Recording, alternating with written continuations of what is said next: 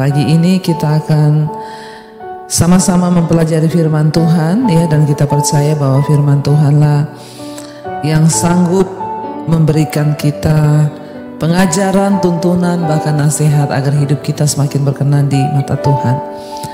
Hari ini firman Tuhan terambil dari Amsal pasal yang ke-30 ayat yang ke-7 mulai. Amsal 30 ayat 7, ayat 8 ya, ayat sampai ayat yang ke-9, saudara ya. Firman Tuhan berkata demikian, "Dua hal aku mohon kepadamu, jangan itu kau tolak sebelum aku mati." Yakni ayat 8,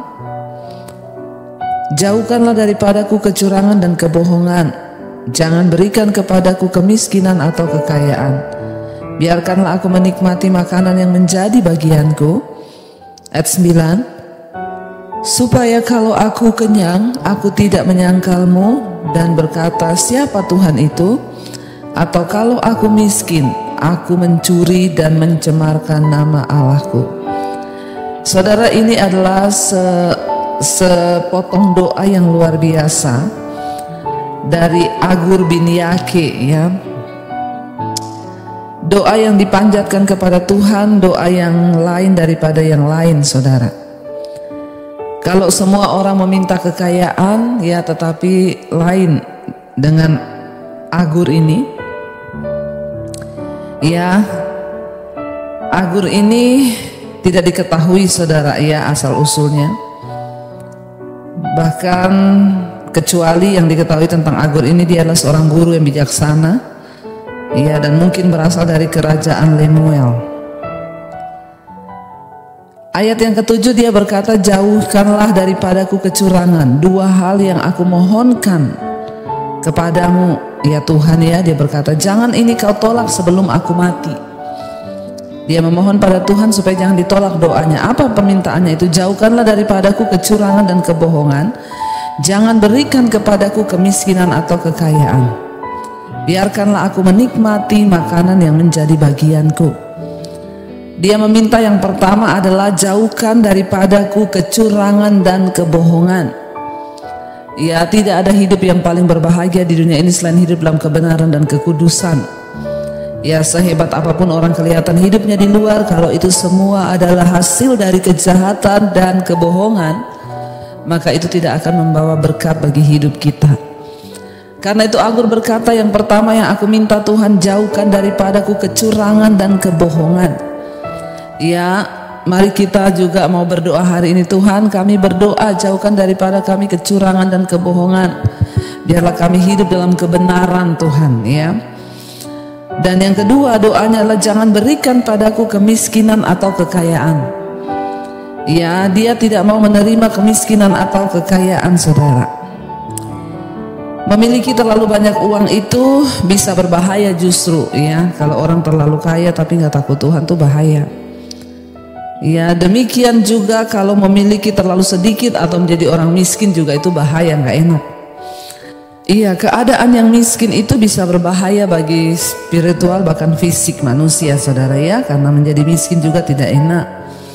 Tapi di sisi lain juga keadaan kaya bukanlah ya jawaban bagi hidup manusia. Menjadi kaya itu juga tidak semua orang berbahagia ketika dia menjadi kaya. Buktinya banyak sekali orang kaya yang mati bunuh diri ya. Berarti dia tidak memperoleh kebahagiaan dari kekayaan itu. Ya, sebagaimana saudara, makanya Yesus menunjukkan kepada kita juga bagaimana orang kaya itu sulit untuk masuk surga. Ya, kalau sudah menjadi kaya itu sulit untuk bisa masuk surga, kata Tuhan Yesus. Seperti Paulus, kita bisa belajar bagaimana hidup, entah kita memiliki sedikit ataupun banyak.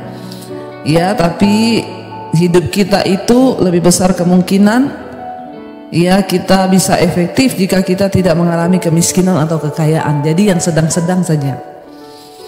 Ya, jadi saudara, dia berkata jangan beri padaku kekayaan atau kemiskinan. Ya, dan ada alasannya di sana dikatakan, biarkanlah aku menikmati makanan yang menjadi bagianku. Ya, dengan kata lain dia berkata, biarkan aku menikmati takaran yang sudah Tuhan sediakan bagiku. Hari-hari ini tidak dipungkiri banyak orang ingin menjadi kaya karena orang berpikir menjadi kaya itu bahagia. Kekayaan tanpa dilandasi takut akan Tuhan juga bisa mencelakakan orang. Jadi mau kaya ataupun miskin, ya, itu dua-duanya berbahaya. Ya, bukan soal keadaannya hari ini, tetapi bagaimana sikap hati kita kepada Tuhan. Doa ini dikatakan oleh Agur, dia berkata apa saudara? Dia tidak mau menjadi miskin atau kaya. 9 dia bilang, supaya kalau aku kenyang, aku tidak menyangkalmu. Dan berkata, siapa Tuhan itu?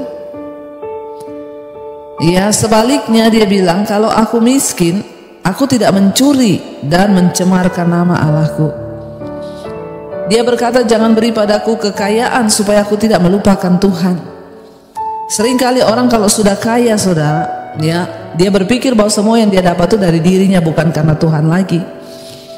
Ya, seringkali ketika orang sudah memiliki segalanya, rasa kebergantungannya kepada Tuhan itu berkurang. Karena dia pikir, ya, dia punya segala-galanya. Makanya lihat saudara, ya, orang itu kalau makin kaya sakit dikit langsung lari ke Singapura, sakit langsung lari ke Penang. Beda orang kalau nggak ada duit itu, ya, sakit lari kepada Tuhan dulu. Ya, semakin kaya seseorang kadang-kadang semakin membuat dia nggak beriman lagi pada Tuhan. Sebaliknya kalau orang itu menjadi miskin, dia berkata dia bisa mencuri dan memalukan nama Tuhan. Tidak sedikit orang yang miskin karena tidak punya uang, akhirnya, ya, banyak yang menjadi pelakor, banyak yang menjadi wanita simpanan karena butuh uang. Ada orang-orang yang akhirnya korupsi karena butuh uang. Jadi saudara, di sini yang terpenting adalah Tuhan melihat sikap hati kita dan hidup kita, di mana kita mau menjadikan Tuhan itu segala-galanya sumber dalam kehidupan kita, bukan kekayaan, bukan kemiskinan, tetapi bagaimana kita sungguh-sungguh melekat dengan Tuhan, menaruh harapan kita pada Tuhan, sehingga kita dapat memandang hidup ini dari cara pandangnya Tuhan. Kita tahu apa arti dan makna hidup kita ini, ya. Apapun keadaannya, kita mau tetap berkata, kami tidak akan menyangkal Engkau, kami juga tidak akan melupakan Engkau, karena Engkau lah segala-galanya di hidup kami.